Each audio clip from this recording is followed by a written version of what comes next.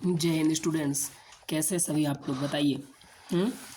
देखिए, पहले जो है हमने इसका फर्स्ट वीडियो क्या बनाया था कि जो ट्रिग्नोमेट्री के जो इंपॉर्टेंट क्वेश्चंस थे, है ना, जो अपकमिंग एग्जाम के लिए बहुत ही इंपॉर्टेंट है और वही उसी में से आएंगे या फिर उसी टाइप से क्वेश्चंस आएंगे, और हमने पूरा कंप्लीट चैप्टर जो है निपटा दिया था।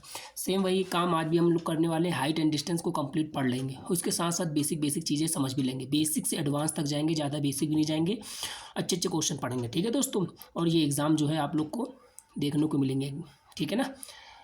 चलिए फिर देखते हैं हम लोग, है ना। तो जिसने पहली वाली भाई ट्रिग्नोमेट्री की क्लास नहीं देखी है, जाके ट्रिग्नोमेट्री वाली क्लास जाके कवर करिए दोस्तों। उसमें जो है पूरा का पूरा हमने कंप्लीट करा दिया है ट्रिग्नोमेट्री, और 100% श्योर है यार उसी से आने हैं क्वेश्चन, ठीक है ना दोस्त। उसी से आने या फिर उसी टाइप के आने हैं, उससे बाहर कुछ नहीं जाएगा, ठीक है दोस्त। चलिए अभी हम लोग देखते हैं हाइट एंड डिस्टेंस दोस्तों, है ना। तो this is the application of a trigonometry, है ना। This is known as height and distance. चलो भाई, हाइट एंड डिस्टेंस का मतलब ऊंचाई और दूरी। तो सबसे पहले याद रखिए, ऊंचाई और दूरी में कुछ चीज़ें जो होती हैं, angle of elevation and angle of depreciation. Angle of elevation का मतलब उन्नयन कोण। क्या होता है भैया? उन्नयन कोण। तो दोस्तों समझाते हैं उन्नयन कोण क्या होता है। उन्नयन कोण ये होता है कि अगर मान लीजिए कोई भी चीज़ है आसमान में है, जैसे अरे देखिए इसके मदद से समझिए। जैसे मान लीजिए ये देखिए, ये पतंग उड़ रही है कि नहीं उड़ रही है ना। हम लोग जो है नीचे से हैं, हम लोग पृथ्वी पर खड़े हुए हैं, धरती पर खड़े हुए हैं। अगर हम लोग इसको देखेंगे तो हमारी आँख से एक एंगल बनेगा किसके साथ, इस क्षैतिज, इस देखिए हमारी आँख यहाँ पे है ना, तो ये इसका क्या है, इस लाइन को आप समझ लीजिए कि ये क्षैतिज रेखा है। कौन सी रेखा है? क्षैतिज रेखा। और ये कौन सी रेखा है? दृष्टि रेखा। क्योंकि हम लोग दृष्टि किधर की ओर डाल रहे हैं, किसकी तरफ देख रहे हैं? हम लोग वस्तु की ओर देख रहे हैं। तो ये कौन सी रेखा हो जाएगी? दृष्टि रेखा। ये कौन सी हो जाएगी? क्षैतिज रेखा। तो ये देखिए जो है बेसिक आप समझ लीजिए, मतलब बाकी इससे कभी क्वेश्चन नहीं आएगा कि दृष्टि रेखा क्या होती है, क्षैतिज रेखा क्या होती है, लेकिन ये समझना बहुत जरूरी है। ऐसा नहीं है कि जो चीज़ें कभी एग्जाम में नहीं आती वो बेकार होती ना भाई, वो बेसिक है। जब तक बेसिक नहीं आएगा एग्जाम नहीं, आप वो क्वेश्चन नहीं सॉल्व कर पाएंगे। तो ये आप लोग मोटा मोटा जान गए ना कि क्या होता है दृष्टि रेखा और क्षैतिज रेखा क्या होती है, क्षैतिज रेखा क्या होती है। अब देखिए, दृष्टि रेखा और ये जो क्षैतिज स्तर, इसी के बीच का जो एंगल होता है, इसके बीच का जो झुकाव होता है, इसी को हम लोग एंगल ऑफ एलिवेशन कहते हैं, या फिर उन्नयन कोण के नाम से जानते हैं, ठीक है मेरे प्यारे भाई। अब देखो दोस्त, उन्नयन कोण, ठीक है ना दोस्तों। क्या समझ गए? अगर नीचे से ऊपर की तरफ देखा जा रहा है तो क्या बन जाएगा, एक एंगल क्रिएट होता है, इसे एंगल ऑफ एलिवेशन या फिर उन्नयन कोण कहते हैं। आप सभी लोग जानते होंगे। चलिए अब आगे चलते हैं, हम लोग क्या देखते हैं, एंगल अवनमन कोण क्या देखते हैं।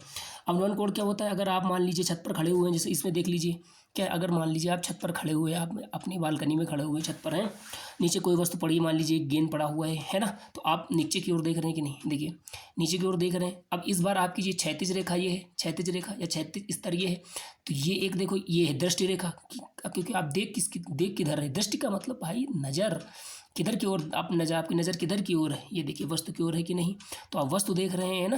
तो इस दृष्टि रेखा और क्षैतिज स्तर के बीच का जो एंगल होगा ना भाई, इस एंगल को क्या कहा जाता है?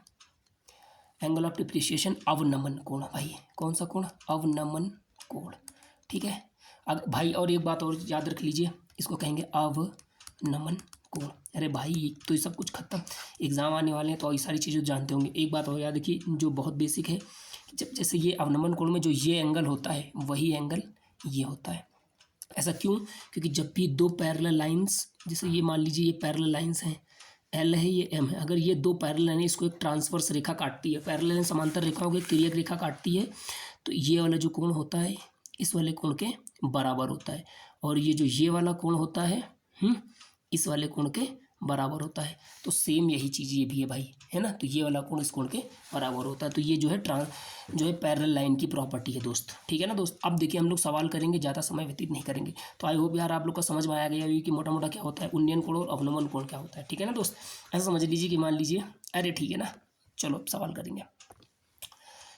देखिए दोस्त, क्या है, भूमि पर एक बिंदु से किसी भवन के शिखर का उन्नयन कोण, यार उन्नयन कोण कितना है यार? 30 मान लीजिए भाई। इसमें देखो लिखा नहीं है, बट हम थोड़ा कट गया है सवाल को टाइप होने में। 30 डिग्री है, ठीक है। भूमि पर स्थित बिंदु से उन्नयन कोण 30 डिग्री है। उस बिंदु से 40 मीटर की ओर आगे बढ़ने पर उन्नयन कोण 60 हो जाता है। तो भवन की ऊंचाई ज्ञात कीजिए, है ना। तो देखिए एक इस तरीके का सवाल आएगा, करेंगे हम लोग। एक आप लोग को घर के लिए करने के लिए देंगे, ये नीचे वाला, ठीक है दोस्तों। सबसे पहले हम लोग क्या बनाएंगे, मान लीजिए एक ये भवन है, मान लीजिए ये भवन है, यहाँ पर एक कोई बिंदु है। अब हम लोग यहाँ से इस बिंदु से इसके शिखर की तरफ देख रहे हैं, ठीक है ना।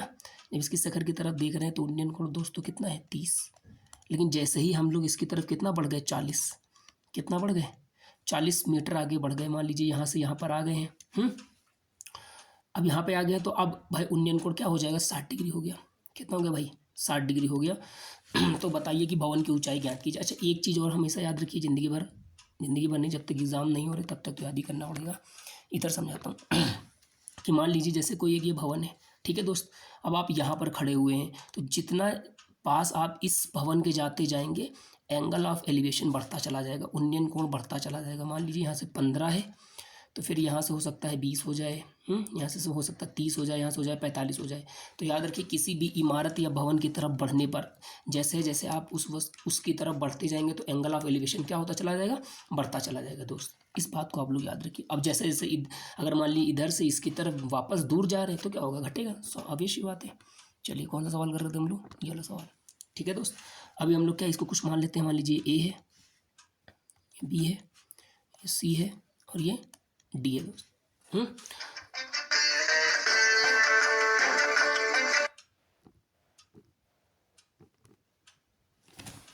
चलो दोस्त देखो, अरे यार, ठीक है दोस्त देखिए, बी सी को एक्स मान लो, बी सी को क्या मान लो, एक्स मान लो, इसको हम लोग क्या मान लेंगे, एच मान लेंगे। सवाल फटाफट करने की कोशिश करेंगे दोस्त, ठीक है ना। भवन की ऊंचाई हमको ज्ञात करनी है। तो देखो सबसे पहले आप क्या ले इधर से देखो, कोई भी आप ट्रायंगल ले लीजिए, थोड़ा सा त्रिभुज ए बी सी में, ठीक है। एक त्रिभुज ए बी सी में ले लिया है ना, तो हम लगा देंगे tan 60। tan 60 बराबर क्या आ जाएगा, ए बी बटे बी सी। तो आप ए बी बटे बी सी लिखेंगे, ठीक। चलिए देखो लिखते समझाते हैं भाई, ए बी बटे बी सी, ए बी की जगह है कितना एच, एच बटे एक्स। अच्छा आप लोग ये बताइए, यहाँ एक्स का कोई मतलब नहीं है, यहाँ एक्स को हमने सिर्फ माना है, बाद में इसको हम लोग रिप्लेस कर देंगे ना। तो इस एक्स को हमको रिप्लेस करना है, यानी इस एक्स की वैल्यू हम फाइंड करके पहले ही रख लें, है ना भाई, क्योंकि हमको एच की वैल्यू फाइंड करनी है ना, तो एक्स का वैल्यू हमको रिप्लेस करना होगा। तो tan 60 की वैल्यू कितनी होती है, √3 एच बटे एक्स। तो एक्स का मान यहाँ से क्या आ जाएगा, एच बटे √3, ठीक है। अभी दूसरा त्रिभुज लेंगे, त्रिभुज ए बी डी में, ए बी डी में tan 30 लगा देंगे, tan 30 डिग्री बराबर क्या हो जाएगा, ए बी बटे बी डी। ए बी बटे बी डी समझ लो भाई आप लोग। ए बी जगह कितना है एच, बी डी जगह है कितना है 40 + एक्स बराबर में कितना है, अच्छा देखो एच 40, एक्स की जगह कितना रख सकते हैं, एच बटे √3, एच बटे √3। अब इधर tan 30 की वैल्यू होती कितनी है, 1/√3 बराबर एच बटे 40 + एच बटे √3। 40 + एच बटे √3 का 1 से गुणा हो जाएगा तो 40 + एच बटे √3 आ जाएगा। √3 का एच से गुणा होगा तो कितना आएगा दोस्तों, √3 एच आ जाएगा। एच वाली चीज़ इधर आ जाएगी, 40 उधर ही रहेगा। इधर देखो तो ये 40 बराबर √3h माइनस एच बटे √3, 40 बराबर √3 का 3 से गुणा करेंगे 3h हो जाएगा भाई, इसका इधर गुणा करेंगे √3h माइनस एच, यानी कितना आ जाएगा 2h बटे √3। अब देखो ये 2 से जो है ये 40 कट जाएगी, नहीं कट जाएगा 20, तो एच का मान यहाँ से कितना आ जाएगा 20√3। उसका आंसर क्या आएगा 20√3। अगर √3 की वैल्यू होती क्या है वैसे, √3 की वैल्यू कितनी होती है 1.732, और √2 की वैल्यू कितनी होती है 1.414। तो आप लोग जो है ये दोनों चीज़ें आप लोग याद रखेंगे। अगर √3 की वैल्यू यहाँ रखनी है तो आप लोग रख के सॉल्व कर लेंगे, ठीक है ना दोस्त। चलिए ये सवाल निपटा दिया है। आप लोग कौन सा सवाल करेंगे, ये वाला सवाल हमको करके कमेंट में बताएंगे दोस्तों, ठीक है ना। आगे चलेंगे भाई।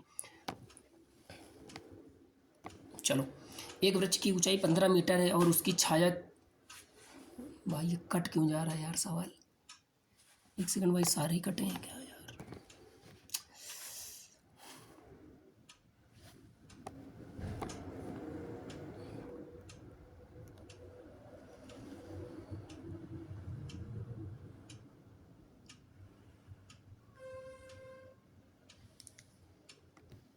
चलो भाई सवाल को मैं सही कर दूंगा, ठीक है। थोड़ा यार पता नहीं कैसे कट गया ये।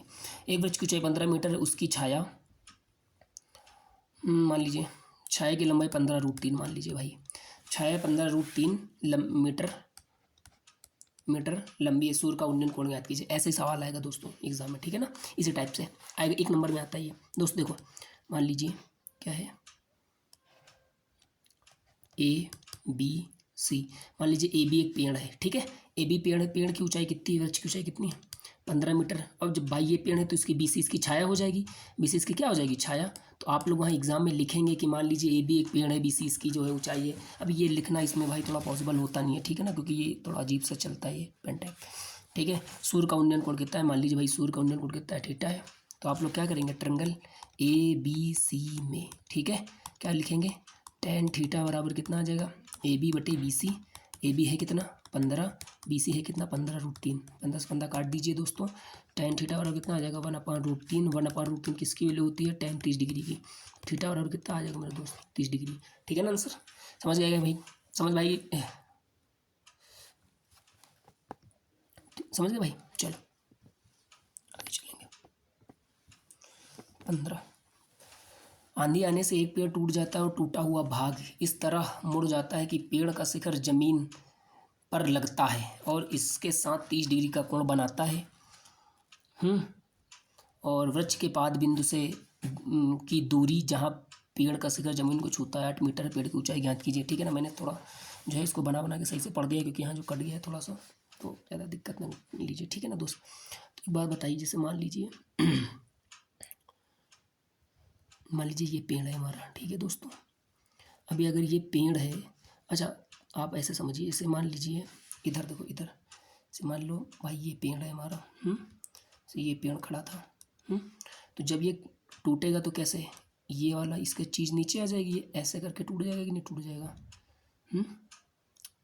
ये ऐसे ज़मीन पे, तो इस तरीके से ये कोण, इस तरीके से हम फिगर बनाएंगे, ठीक है दोस्त। तो इस चीज़ को आप लोग अपने दिमाग में याद रखेंगे, है ना। तो मान लीजिए ये हमारा जो है पेड़ है, तो ए बी पेड़ है। अब मान लीजिए यहाँ से कहीं से टूट जाए, यहाँ से कहीं से टूट गया ये ऐसे, यहाँ से, तो ये इस तरफ ये ऐसे झुक गया, यानी ये वाला जो पार्ट था इसको पी मान लो यार, ये जो ए पी पार्ट है वो यहाँ पे नीचे आके झुक गया, ठीक है ना दोस्त। तो आप जो है ये ए वाला पॉइंट यहाँ पर चला आया है, ए वाला पॉइंट कहाँ पर चला आया है, यहाँ पे, तो ए यहाँ हम लिख लें, ए यहाँ लिख लिया, ठीक है। आंधी आने से कारी पेड़ टूट जाता है, टूटा हुआ बाइक तरफ से मुड़ जाता है कि पेड़ का जमीन के शिखर लगता है और 30 डिग्री कोण बनाता है। दोस्तों ये कितने डिग्री का कोण बना रहा है, 30 डिग्री का कोण बना रहा है। तो ज़मीन से छूता है 8 मीटर है, जहाँ से छूता है तो पेड़ की जो लंबाई वो 8 मीटर है, इस बात को याद रखो, ठीक है। पेड़ की ऊंचाई ज्ञात कीजिए दोस्तों, पेड़ की ऊंचाई, तो पेड़ की ऊंचाई होगी क्या, तो पेड़ की ऊंचाई क्या होगी, तो सबसे पहले भाई पेड़ की ऊंचाई तो हमारी ये होगी एक ए पी, जैसे ये देखो ए पी ये है, तो पेड़ की ऊंचाई क्या हो जाएगी A P plus P B, A P plus P B. सबसे पहले हम लोग ए पी, हम कोई भी चीज़ निकाल सकते हैं, जैसे मान लो पी बी अगर हमको निकालना है तो टैन थीटा लगाना पड़ेगा, क्या लगाना पड़ेगा टैन थीटा, क्योंकि टैन थीटा में लंब और आधार आता है तो टैन लगाएंगे, है ना। तो त्रिभुज ए बी पी में टैन 30 डिग्री, टैन 30 बराबर क्या आ जाएगा पी बी बटे बी, ए या ए बी कर लो, टैन 30 की वैल्यू 1/√3 होती है, पी बी की जगह भाई पी बी कर लीजिए और इसकी जगह 8, तो यहाँ क्या आ जाएगा 8/√3, तो पी बी की वैल्यू दोस्तों कितनी आ जाएगी 8/√3, है ना। फिर इस, अब देखिए हमको ये कर्ण निकालना है, ए पी कर्ण है कि नहीं, कर्ण है कि नहीं, तो कर्ण निकालना है, तो कर्ण किस चीज़ में आता है भाई, कर्ण और आधार में हमको अगर बैठाना है सिस्टम, तो भाई कैसे लगे, कॉस थीटा लगाना पड़ेगा दोस्तों ना। तो फिर यहाँ लिखेंगे इधर त्रिभुज ए बी पी में कॉस 30 बराबर, कॉस थीटा बराबर क्या होता है आधार बटे कर्ण, कर्ण की जगह कितना है ए पी, कॉस 30 की वैल्यू कितनी होती है √3/2 बराबर 8 ए पी, तो यहाँ से ए पी की वैल्यू भाई कितनी आ जाएगी 16√3, 16√3 आ गई कि नहीं आ गई। अब दोनों को फटाफट हम लोग जोड़ देंगे, देखो दोस्तों 8/√3 प्लस 16/√3, तो वो हो जाएगा 24/√3। अच्छा 24/√3 है तो इसका परिमेयकरण करा देंगे, √3 का √3 से करा देंगे, तो 24√3 आ जाएगा कि नहीं आ जाएगा, इधर देख लो थोड़ा सा, तो ये आ जाएगा 24√3 और √3 का 3 से गुणा तो आ जाएगा 3 × 24, तो कितना आंसर आएगा दोस्तों 8√3 मीटर आंसर आ जाएगा इसको। समझ में आया कि नहीं आया? देखिए इस तरीके का सवाल मेरे भाई पेड़ टूटने वाला आएगा, तो इसमें दो चीज़ें याद रखिए कि जो मतलब कारण वही लगेगा। अच्छा दोस्तों, अगर यहाँ से अगर अगर हम कभी कभी ये भी क्वेश्चन पूछ देता है कि मतलब ये भी बता देता है कि जो है 8 मीटर ऊंचाई से टूट गया है, तो यहाँ 8 मीटर लगेगा, तो दोस्तों हमको फिर लंब और कर्ण में हमको अगर भाई बिठाना पड़ेगा सिस्टम, तो फिर हम यहाँ पे साइन थीटा लेते हैं दोस्तों। तो इस तरीके के एक सवाल आएगा श्योर है। ठीक है भाई, चलो आगे चलेंगे भाई। 6, भूमि के एक बिंदु से एक 20 मीटर ऊंचे भवन पर लगी एक संचार मीनार के तल और शिखर के उन्नयन कोण कौन सा 45 और 60 मीनार की ऊंचाई ज्ञात कीजिए। देखो भाई थोड़ा थोड़ा कट गया, लेकिन मैं जो है इसको मैं बता दे रहा हूँ कि क्या क्या कहना चाह रही है। अब देखो दोस्त, मान लीजिए भूमि के एक बिंदु से 20 मीटर ऊंचे भवन के शिखर पर, तो देखो दोस्त, तो मान लीजिए कि देखो दोस्त, मान लीजिए कि ये एक भवन बना हुआ है ना, ये एक भवन बना हुआ है, ये एक भवन है, मकान बना हुआ है। ठीक है दोस्त, अब इसके ऊपर एक संचार मीनार लगी हुई, इसके ऊपर एंटीना लगा हुआ है।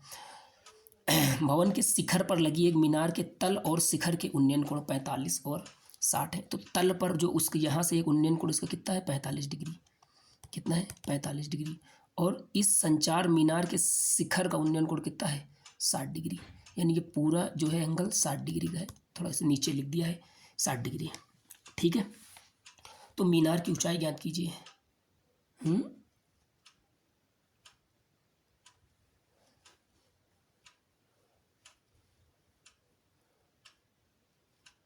मीनार की ऊंचाई ज्ञात कीजिए।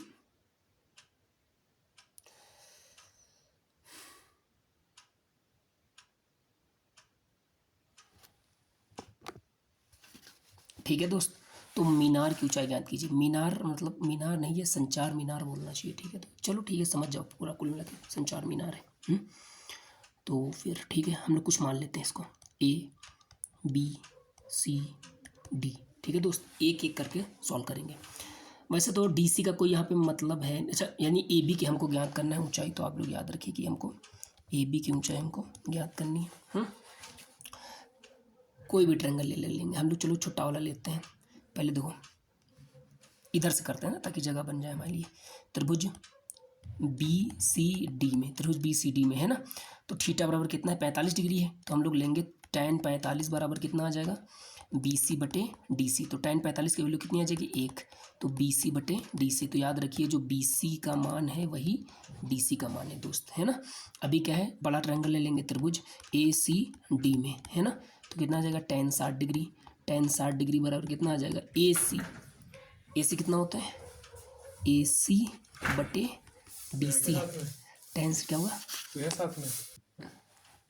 ठीक है दोस्त, चलिए देखिए tan 60 की वैल्यू कितनी हो जाएगी √3 AC, है ना भाई।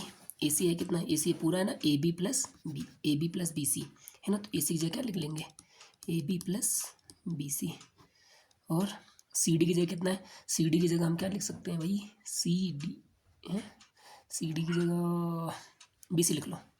CD कितना लिख लो भाई BC, CD की जगह क्या लिख लो BC।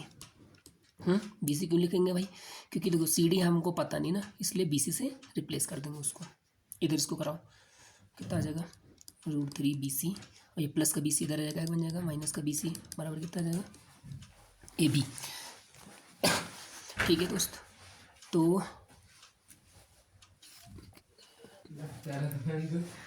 चलो दोस्त ठीक है ना, BC कॉमन करेंगे भाई, BC कितना आ जाएगा √3 - 1 बराबर AB। तो BC की जगह है कितना BC कितना दे रखा है 20 मीटर ऊंचा भवन है ना, BC का कितना रख देंगे 20 √3 - 1 बराबर AB। AB इसका कितना आ जाएगा, ये हमारा आंसर आ जाएगा। ठीक है भाई, चलिए आगे देखते हैं। 7वां नंबर सवाल, एक पेडेस्टल पर एकदम 6 मीटर ऊंची लगी हुई उन्नयन कोण 60 डिग्री तो पता। देखो दोस्त सेम ये वही सवाल है, आप लोग सॉल्व करके दिखाएंगे। ठीक है ना, ये क्या है आपका होम वर्क, जस्ट पीछे वाले के तरीके, एक सवाल में कराऊंगा, एक सवाल दे रहा हूँ। ठीक है, ये जो है इसी टाइप का है ये वाला सवाल 7वां। ठीक है, तो ये आप लोग करके बताएंगे, कर लीजिएगा। ठीक है, 8 वाले को समुद्र तल से 75 मीटर ऊंची लाइट हाउस के शिखर से देखने पर दो समुद्री जहाज़ों के अवनमन कोण 30 डिग्री और 45 डिग्री हैं। ये लाइट हाउस एक ही है, जो जहाज़ है एक ही और है, जहाज़ के पीछे हैं, तो दूरी कम कीजिए। देखो दोस्त, मान लीजिए ये जो है एक लाइट हाउस है। अब ये जो है दोनों जहाज एक ही तरफ हैं, तो अगर यहाँ से जो इसका अवनमन कोण, देखो अवनमन कोण तो हालांकि ऐसे बनता है। ये अवनमन कोण, तो अवनमन कोण कितना दे रखा, देखो एक फिगर बना देता हूँ पहले, 1 सेकंड रुकना। देखो दोस्त, अवनमन कोण होता है 30 डिग्री और 45 डिग्री, यानी ये पीछे वाला 30 रहा होगा और ये कितना रहा होगा 45 डिग्री। ये जहाज़ मान लो ए है, ये जहाज़ मान लो क्या है बी है, इसको सी मान लो, इसको हम लोग क्या मान लेंगे डी। तो ये वाला एंगल कितना हो जाएगा, ये बड़ा वाला एंगल 60, ये बड़ा वाला 45 डिग्री, ये छोटा वाला कितना हो जाएगा 30 डिग्री हो जाएगा कि नहीं हो जाएगा। ठीक है दोस्त, ये है वैसे हम लिखे यहाँ पे जाते हैं, यहाँ लिख लो भाई आप लोग 30 डिग्री 45 डिग्री। ठीक है, तो जहाज़ों के बीच की दूरी ज्ञात करना है और लाइट हाउस की ऊंचाई कितनी, 75 मीटर। 75 मीटर। कोई भी आप ट्रेंगल देखो, जैसे अब हाँ ये हमको दूरी जो है ज्ञात करनी है, तो कोई भी आप ट्रेंगल ले लीजिए। ऊपर इधर से सॉल्व करो ताकि जगह मिल जाए। त्रिभुज DCB में जल्दी जल्दी करेंगे। त्रिभुज DCB में tan 45 बराबर कितना आ जाएगा, tan 45 बराबर कितना आ जाएगा DC बटे BC। तो tan 45 की वैल्यू 1 होती है, तो DC जो कितना है 75 मीटर है, 75 मीटर बड में कितना है BC। BC, तो यहाँ से BC की वैल्यू कितनी आ जाएगी 75। BC की वैल्यू कितनी आ जाएगी 75। आप कौन सा त्रिभुज लेंगे भाई, त्रिभुज DCA में, है ना। जब DCA में लेंगे तो tan कितना डिग्री है 30 डिग्री, tan 30 है ना, तो tan थीटा बराबर होता है लंब बटे आधार यानी AB AC। tan 30 की वैल्यू होती कितनी 1/√3 और DC की जगह कितना दे रखा है भाई 75 दे रखा है। AC की जगह क्या लिख लेंगे, AC की जगह AB प्लस BC लिख लेंगे कि नहीं भाई। देखो AC ये पूरा है, तो आधा AB प्लस BC लिख लेंगे कि नहीं। तो इधर √75 से गुणा होगा तो कितना आ जाएगा, पहले देखो AB प्लस BC बराबर 75√3 है ना। अच्छा AB की वैल्यू हमको फाइंड करनी है, BC की है कितना 75 है, BC देखो BC 75 है ना, तो यहाँ 75 रखेंगे, प्लस की चीज़ उधर जाएगी है बन जाएगी माइनस की बन जाएगी, 75√3 माइनस 75। आप लोग भाई एक एक चीज़ स्टेप, बोर्ड एग्जाम है तो आप लोग एक एक स्टेप जो है वहाँ पर लिख के दिखाइएगा, ठीक है ना। लेकिन मैं थोड़ा सा यार ये बोर्ड की दिक्कत की वजह से थोड़ा सा मैं 1-2 स्टेप काट देता हूँ जल्दी से सॉल्व करना, ठीक है ना। तो सॉल्व हो गया, ठीक है ना, यही हमारा आंसर है दोस्त, ठीक है ना। इस तरीके से दोस्तों सवाल हो जाएंगे। आगे चलेंगे, क्या कह रहा है 1.2 मीटर लंबी एक लड़की भूमि से 88.2 मीटर की ऊंचाई पर एक क्षैतिज रेखा में हवा से उड़ रहे गुब्बारे को देखती है। किसी लड़की की आंख से गुब्बारे को 30 डिग्री कुछ समय के बाद 30 डिग्री हो जाता है। इतना गोवा कितनी दूरी तय करेगा दोस्त, देखो ध्यान से भाई, बहुत ध्यान। अच्छा भाई देखो दोस्त, जैसे मान लीजिए ये गुब्बारा है हमारा, अरे ये गुब्बारा है, ठीक है। तो अब यहाँ पे एक लड़की खड़ी हुई है, 1.2 मीटर लड़की है, 1.2 मीटर लड़की है, 1.2 मीटर की लड़की है। आंखें तो ऊपर होती है ना भाई, तो उसका उन्नयन कोण कितना दे दोस्तों है 60 डिग्री है। उन्नयन कोण भाई कितना है 60 डिग्री। थोड़ा सा फिगर समझते चलिएगा, 60 डिग्री है। कुछ समय के बाद भाई, कुछ समय के बाद ये गुब्बारा जो है दूर चला जाएगा, है ना। यहाँ उड़ के मान लीजिए जो है यहाँ आ गया है। तो अब जो है इसका उन्नयन कोण कितना हो गया भाई 30 डिग्री हो गया। कितना हो गया 30 डिग्री। तो और वैसे भी आप देख लो कि ना कम हो रहा है कि नहीं कम हो रहा, तो ये उन्नयन कोण कितना हो जाएगा 30 डिग्री हो जाएगा। तो ये इसको यहाँ से ऐसे मिला भी सकते हो, कोई दिक्कत नहीं है, 30 डिग्री हो जाता है। इस अंतराल के दौरान गुब्बारा ने कितनी दूरी तय करी है, मैं यानी ये हमको ये दूरी बतानी है। वैसे यहाँ पे ये खींचना नहीं है आप लोग एग्जाम में, क्योंकि सीधा ये दूरी को चाहे ये दूरी करो, दोनों दूरी बराबर है। तो सबसे पहले हम लोग मान लेते हैं कुछ ABC है ना, इसका कोई मतलब नहीं है ना, तो D E और इसको F मान, ठीक है। ये ऊपर वाला पॉइंट है। इस दूरी बतानी है हमको, BC के मान ज्ञात करना है दोस्त, ठीक है ना, ध्यान से देखिएगा, हमको BC का मान ज्ञात करना है। अब समझिए 88.2 मीटर की ऊंचाई पर, तो यानी ये ऊंचाई जो है यहाँ से लेके यहाँ पर ये ऊंचाई 88.2 है कि नहीं, तो इधर भी 88.2 होगी, है ना। तो 88.2। तो यहाँ से ये ऊंचाई कितनी हो जाएगी, ये ऊंचाई कितनी हो जाएगी भाई? अगर ये इतनी 1.2 है, इधर भी कितनी, ये 1.2 हो जाएगी कि नहीं हो जाएगी? तो ये अगर 88.2 में इसको घटाएंगे तो कितना बचेगा भाई? 87 बचेगी कि नहीं बचेगी? यानी ये वाली ऊंचाई कितनी बचेगी? 87 बचेगी। यहाँ पे एक पॉइंट मान लीजिए P। ठीक है दोस्तों, ये फिगर आपको हम बन गया है। अब हम लोग फटाफट के सवाल सॉल्व करेंगे।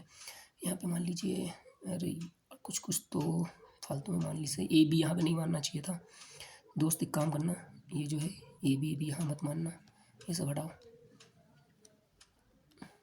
ए यहाँ मान लो और बी यहाँ मान लो। ठीक है, अब देखो त्रिभुज दोस्त, कौन सा त्रिभुज लेंगे भाई? तो नीचे त्रिभुज ए ई एफ में है ना, ए एफ दिखाई दे रहा है कि नहीं दिखाई दे रहा है? तो क्या लिखेगा? tan 60। क्या लिखेंगे हम लोग भाई? tan 60। tan 60 बराबर, बच्चों एक बात बताओ, अगर ये 87 है तो इसके सामने ये भी तो 87 है, तो आप यहाँ पे लिख नहीं सकते हैं कि क्या लिख सकते हैं? ए ई बराबर डी पी। तो tan 60 है तो यहाँ भी ये कितना हो जाएगा? 87 बटे में क्या है? F E. tan 60 की वैल्यू बच्चों जानते हैं √3 होती है, बराबर 87 बटे एफ ई। तो यहाँ से एफ ई का मान कितना आ जाएगा? 87 बटे √3। ठीक है, तो √3 से ऊपर गुणा, √3 से नीचे गुणा करा लो तो कितना? √3 का 87 √3 आ जाएगा। ओहो, 87 √3 बटे 3 आ जाएगा। 3 दूनी 6, 3 नवैया 27 यानी 29 √3 है ना। अभी हमको निकालना है ये वाले डिस्टेंस ए बी निकालना है दोस्त। ठीक है ना, तो यहाँ पे ए बी निकालो। ओहो, अब तो ये गलत गड़बड़ हो गया ना, तो ये जो है बी सी नहीं ए बी निकालना है।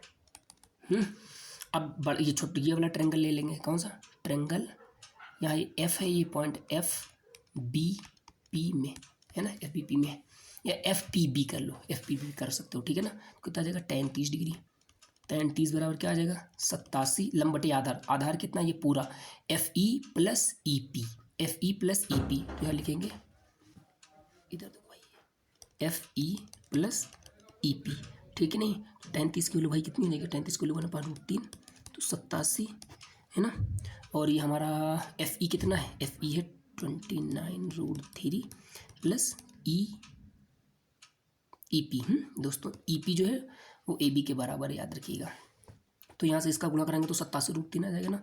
इसका तो ऊपर देखो दोस्तों, ये आ जाएगा 29√3 प्लस ई पी बराबर कितना आ जाएगा? 87√3 है ना। ई पी बराबर कितना आ जाएगा? 87√3 में से 29√3 घटाएंगे तो कितना आ जाएगा? 8 और ये कितना? 5 है ना। तो ये कितना? 58√3 और √3 दोनों कितनी आ जाएगी? 1.414 है ना। यहाँ से सॉरी, एक दोनों 7 ये करके सॉल्व कर लीजिएगा। चलिए भाई, थोड़ा सा डिस्टर्बेंस हो सकता है ना, क्योंकि यहाँ पे थोड़ा सा डिस्टर्ब हो सकता है भाई ना, तो थोड़ा मेरा भी दिमाग इधर उधर भटक जाता है ना। एक दिन तो √3 के लिए एक दूसरे को 7-3 होगा, तो आप लोग को अपडेट करेंगे दोस्त। ठीक है ना, आई हो समझ में आएगा। देखो दोस्तों, इसको करने में थोड़ा सा टाइम लग जाता है, लेकिन इसको मतलब समझाने में टाइम लगता है, करने में बिल्कुल टाइम लगेगा। और ये जो है मेरा थोड़ा सा ये सिस्टम थोड़ा सा जो है अभी कमज़ोर है ना, इसको थोड़ा सा मैं सही करने की कोशिश करूँगा बनाने। और जैसे जैसे सुधार होता जाएगा टेक्नोलॉजी में मेरी, तो वीडियो की क्वालिटी अच्छी आती जाएगी ना। लेकिन भाई क्वालिटी तो एक नंबर की है ना पढ़ाने की। चलो हाँ भाई, देखो जिस लोग जैसे आप लोग को जो है 10th वाले बच्चों को जिसको प्रोबेबिलिटी में दिक्कत है, तो ये वाले जाके आप लोग सीधा प्लेलिस्ट चेक करेंगे। अब देखो जिसको मेंसुरेशन का फार्मूला नहीं आता या मेंसुरेशन की बिल्कुल भी सवाल करने में दिक्कत होती है, तो ये वाली प्लेलिस्ट आप लोग जाके चेक करिए। कम से कम 1.5 घंटे में आपको कंप्लीट मेंसुरेशन के फार्मूले तो ऐसे याद हो जाएंगे, आपको कभी भूलने की जरूरत नहीं। और जिसको मेंसुरेशन में फार्मूले याद है ना, वो सारे सवाल ही निपटाएगा, उसको सवाल में कोई दिक्कत नहीं। तो मेंसुरेशन की सबसे बड़ी प्रॉब्लम होती है, इसमें स्टूडेंट फार्मूले नहीं याद करते। इसमें हमने फार्मूले कैसे याद करने वो मैंने सिखाया। तो 1.5 घंटे की ये 3 वीडियो है, आप लोग निपटा देंगे, मतलब 30 मिनट की हैं लगभग। ठीक है ना दोस्तों, एवरेज। अच्छा, प्रोबेबिलिटी क्या है? ये भी भाई प्रोबेबिलिटी की जो है इसमें 1-2 मतलब देखो 2 क्लासें मैंने रखी, तो इसको आप लोग देख लेंगे तो प्रोबेबिलिटी में बहुत सहूलियत मिलेगी, आप लोग को प्रोबेबिलिटी भी सॉल्व हो जाएगी। दोस्तों आप रिफ्लेक्शन ऑफ लाइट यानी साइंस का ये पोर्शन भी देख सकते हैं। इसमें जो है इसकी जो अवतल उत्तल की 6 कंडीशन बनाई जाती हैं, वो भी हमने बहुत अच्छे तरीके से समझा रखी है ना। ये प्ले लिस्ट को भी जाके चेक करिए भाई। देखो बहुत छोटे छोटे वीडियो बनाए हैं, लेकिन इसमें जो है भाई बहुत ज़्यादा ही आप लोग को मदद करने वाली एग्जाम में दोस्त। टिग्नामेंट्री मैंने जो एक वीडियो अभी कल ही अपलोड करा था, वो भी इसमें पड़ी हुई है, तो इसको भी जाके आप लोग कवर कर लो जाके। तो टिग्नामेंट्री हो गया, अब हाइट एंड डिस्टेंस हो गई। यहाँ पे देखिए रिफ्लेक्शन ऑफ लाइट भी पढ़ सकते हैं दोस्तों। यहाँ मेंसुरेशन आप लोग कवर कर लीजिए। यहाँ से प्रोबेबिलिटी, यहाँ देखिए सर्कल की देखो जो जितने भी थ्योरम्स होती हैं, तो हमने इसमें थ्योरम में शॉर्ट्स के माध्यम में, ये 8 हैं, 8 मिनट में देख डालोगे, है ना भाई। तो ये 8 मिनट यहाँ भी आप लोग अपने दे दो, है ना। इसके नोट्स बना लो प्रॉपर इस वाले के, है ना। तो जो है आपको बहुत ही मदद मिलेगी दोस्तों, ठीक है ना। अब हम लोग क्या करेंगे, आगे चलेंगे। हाँ दोस्त देखो भाई, बहुत ही इंपॉर्टेंट दोस्तों ये सवाल है, झील वाला सवाल। और ये आएगा ना तो सिर्फ मैक्सिमम नंबर 7 नंबर शायद होते हैं ना बोर्ड एग्जाम में, तो उतने ही 7 या 6 या 7 नंबर, 6 नंबर का होता है तो 6 नंबर का आएंगे, नहीं तो 7 नंबर का आएगा दोस्तों, ठीक है ना मेरे प्यारे दोस्त। अब देखो दोस्त, ये सवाल मैं एक कराऊंगा, एक आप लोग को करने के लिए दूंगा इसी टाइप का। तो ये सवाल आप लोग को भाई करके ही जाना है। ये सवाल आने आएगा, ये लॉन्ग क्वेश्चन में आएगा दोस्तों, 6 या 7 नंबर में भी शायद 6 नंबर का होता है भाई, है ना। तो 6 नंबर का आएगा, है ना। इंटर में 8 नंबर का सवाल आता है, लघु वाला।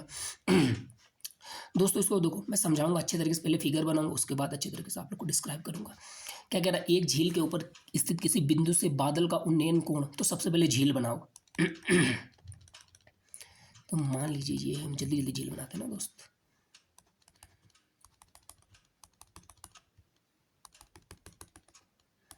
ये हमारी झील बन गई ना।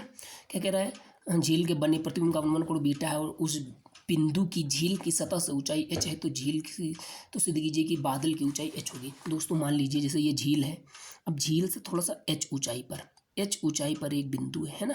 कभी कभी यहाँ पे क्वेश्चन दे देगा कि झील में एक जहाज चल रहा है, तो जहाज पर से एक आदमी देखता है कि बादल इतना है। तो सवाल वही है, बस जो है थोड़ा करने का तरीका, मतलब वो सवाल बनाने का तरीका अलग है दोस्तों। बादल तो ऊपर है ना, तो बादल का दोस्तों उन्नयन कोण कितना है दोस्तों, है ना।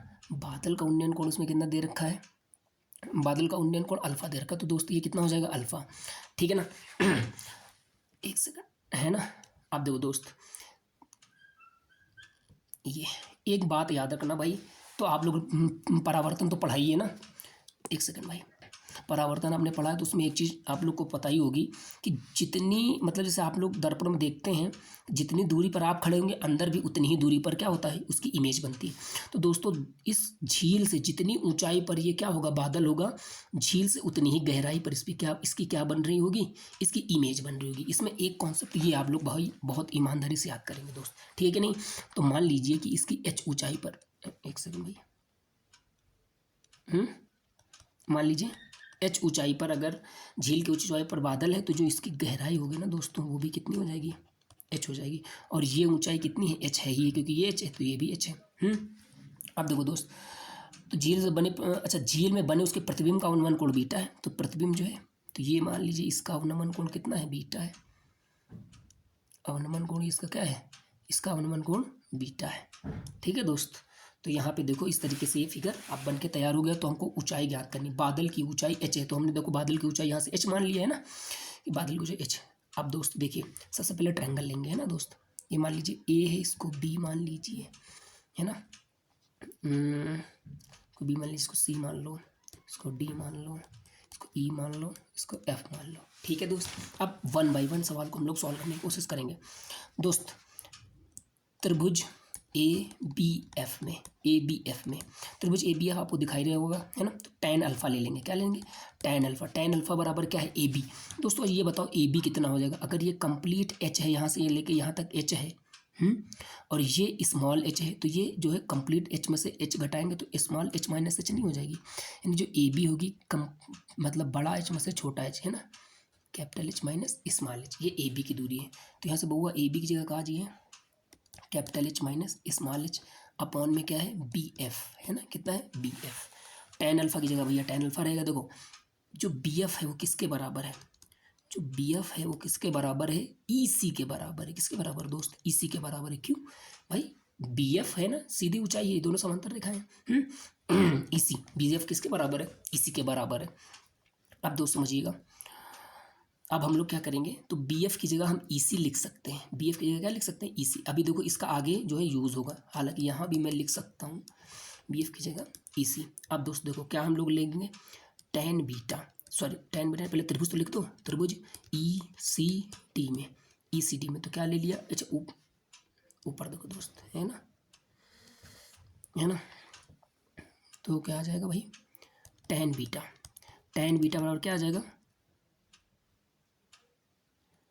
यार, गलती कर दिया दोस्त यार, भाई जी थोड़ा सा मिस्टेक हो गया यार, यहाँ से बनेगा ना अवनमन कोण तो भाई, यहाँ से बनेगा भाई, अवनमन कोण तो यहाँ से बनेगा ना, गलती कर दिया भाई, बहुत बड़ा ब्लंडर हो गया यार ये।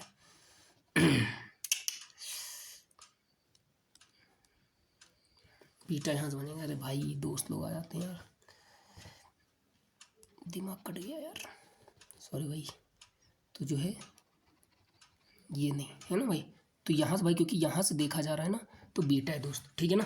चलो अब सही हो गया ये, यहाँ ये सारी चीज़ें ठीक है ना।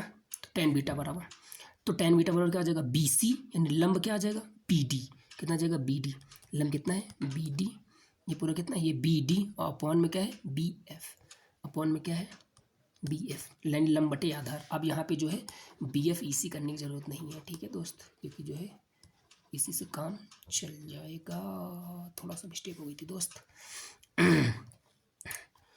तो tan बीटा बी डी की जगह कितना, बी डी की जगह कितना है स्मॉल एच और ये कैपिटल एच है ना, small H plus capital H. B F की जगह कितना है भाई, बी एफ की जगह तो बी एफ है, लेकिन बी एफ की जगह हम इसकी वैल्यू यहाँ से, बी एफ की वैल्यू अगर यहाँ से निकालें दोस्तों, यहाँ से अगर हम बी एफ की वैल्यू निकालेंगे एच माइनस एच बटे tan अल्फा नहीं हो जाएगा, यानी देखो दोस्त एक बात, यहाँ ऐसे बी एफ लिख दो, ठीक है, तो बी एफ बराबर ऐसे कर लो capital N plus small H बटे tan बीटा, तो यहाँ से बी एफ की वैल्यू कितनी आ जाएगी, देखो समीकरण एक से, इसको समीकरण एक मान लो, इसको क्या मान लो समीकरण एक, तो यहाँ लिख दो समीकरण एक से, क्या लिख दो समीकरण एक से, तो tan बी एफ की जगह कितना आ जाएगा भाई, cap small H minus capital H minus H, upon में कितना आ जाएगा tan अल्फा बराबर capital H plus small H बराबर tan बीटा, ठीक है दोस्त। अब इसको इधर गुणा करा दो, इसको इधर गुणा करा दो, आगे वाले पन्ने में समझाता हूँ, ठीक है दोस्त। तो कितना आ जाएगा tan बीटा बटे tan अल्फा, हाँ तो कितना आ जाएगा tan बीटा बटे tan अल्फा बराबर capital H plus H, H minus H, एक बार देख लेता हूँ, हाँ एच माइनस, ठीक है दोस्त। अच्छा देखो सॉरी भाई, देखो अब हमको जो सिद्ध करना है, जो चीज़ हमको सिद्ध करना है उस हिसाब से देखेंगे। अगर हमको ये सिद्ध करना है, अगर हमको क्या सिद्ध करना है ये, तो इसमें हमको सफ़ा सफ़ा दिखाई दे रहा है कि यहाँ पे सी एंड डी रूल लगेगा, componendo and dividendo rule. Componendo and dividendo rule का मतलब होता है संयोगानुपात नियम। संयोगानुपात नियम नहीं आता तो ये देख लो भाई, संयोगानुपात नियम क्या होता है, जैसे मान लो ए प्लस बी, सॉरी जैसे कभी ए बटे बी बराबर सी बटे डी है, तो संयोगानुपात नियम क्या होता है, ए में बी से जोड़ दो, ए में से बी से घटा दो, सेम काम इधर भी करेंगे, सी में से डी जोड़ देंगे, सी में से डी घटा देंगे, ये है संयोगानुपात नियम। अच्छा जरूरी नहीं है, इसको संयोगानुपात नियम ऐसे भी डिफाइन किया जाता है, यानी जो काम इधर करेंगे सेम काम दोस्तों उधर करेंगे, वो तो हमारे लोग की सुविधा के हिसाब से कि हमको सवाल में लाना क्या है उस हिसाब से संयोगानुपात नियम का इस्तेमाल करते हैं दोस्त, ठीक है ना। तो ये है संयोगानुपात नियम, और यहाँ संयोगानुपात नियम की बहुत ही ज़्यादा ज़रूरत है। बच्चे कहेंगे अगर संयोगानुपात भैया नहीं आता तो कैसे करेंगे, तो फिर इसका इधर गुणा कराओ, इसका इधर गुणा कराओ, कॉमन लो, एच को अलग करो, थोड़ा सा लंबा जाएगा, लेकिन संयोगानुपात से 1 सेकंड में सवाल सॉल्व होने वाला है। ये क्या आ जाएगा tan beta plus tan alpha upon tan beta minus tan alpha बराबर capital H plus H minus H upon H plus H minus H, ठीक है। तो ये सही कट जाएगा कि नहीं दोस्त, और यहाँ में माइनस होना चाहिए ना भाई, तो ये माइनस, तो ये माइनस माइनस प्लस आ जाएगा, ये से एच कट जाएगा, नहीं सॉरी ये से एच कट जाएगा, एच कितना हो जाएगा 2h हो जाएगा, तो ऊपर क्या आ जाएगा 2h, नीचे भी क्या आ जाएगा 2h, ये एच से एच कट गया, तो यहाँ से h इसको इधर भेज दो, ये वाला h इधर गुणा हो जाएगा, तो h बराबर h क्या आ जाएगा tan beta plus tan alpha upon tan beta minus tan alpha. ये चीज़ आपको प्रूफ करनी थी दोस्तों, ये प्रूफ हो गई, और ये बहुत ही इंपॉर्टेंट सवाल है दोस्तों, है ना। आई होप समझ में आया होगा। यहाँ पे थोड़ा सा मैं भाई बोल गया था, देखो दोस्त यार क्या होता है ना, अभी यहाँ पे जैसे दोस्त लोग आ जाते हैं, मतलब है ना, मेरा प्रॉपर अपना घर तो है नहीं यार, इधर यूनिट पे हूँ ना मैं, तो इसलिए थोड़ा सा दिक्कत होती है ना, ठीक है दोस्त। तो जो है ये यहाँ पे नहीं था तो भाई यहाँ से था ना, क्योंकि यहाँ से देख रहा था ना बंदा, एच ऊंचाई पर से, तो ये इतना था। तो ये चीज़ जो है आप लोग दिमाग से उतार दीजिए भाई, ठीक है ना दोस्त। तो ये फिगर है। तो झील वाला सवाल आपको ऐसा हो तो ये बहुत इंपॉर्टेंट है, 6 नंबर में आना ही आना है दोस्त, इसको आप लोग अच्छे तरीके से कर लीजिए दोस्त, है ना। एक सवाल आप लोग जो है इससे थोड़ा सा आसानी बैठेगा, ये वाला, ये आप लोग हमको करके बता दीजिएगा दोस्त, है ना। ये उसी से आसानी है ना। इसका आप लोग जो है अगर करना तो भाई वैसे कर लेना भाई, कमेंट में आंसर बता देना, ठीक है दोस्त, करके। ठीक है दोस्त, चलते हैं भाई। सारे ख़त्म हो गए, एक बार देख लेता हूँ यार। पिछले टाइम पे एक ट्रिग्नोमेट्री में एक सवाल रह गया था भाई, वो भूल गया था मैं, जंप कर गया था उस पर आगे वाले सवाल में। सारे हो गए दोस्त, ठीक है ना भाई। ओके चलिए भाई, धन्यवाद आप सभी लोग का। और इस तरीके से वीडियो आते रहेंगे दोस्त। अभी मैं प्लान करूंगा, देखिए कोई दूसरा वीडियो बनाऊंगा दूसरे टॉपिक पे। अच्छा, आप लोग को जो मतलब लगता है भैया ये दिक्कत करता है, तो उस पर बता भी सकते हैं कि हाँ यार इस पर सर बना दीजिए वीडियो, तो उस पर भी बनाने की कोशिश करूँगा मैं, तो बना ही दूंगा, ठीक है दोस्त। चलिए भाई, ओके भाई, गुड बाय।